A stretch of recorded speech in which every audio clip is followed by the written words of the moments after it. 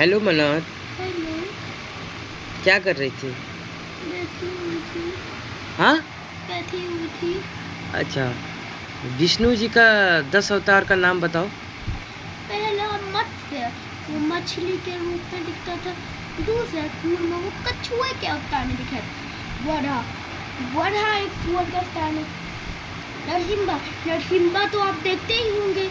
नरसिम्हा तो शेर के अवतार में, और वो गए थे प्रहलाद को बचाने। पांचवी परीक्षम। 6 राम। गुड। 7 कृष्णा। 8 कल्कि। 9 कृष्णा। 10 कल्कि। 11 आदि पुरुष।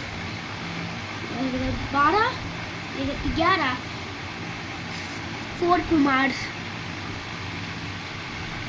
Thank you. गुड। क्लैपिंग हो जाए इसके लिए।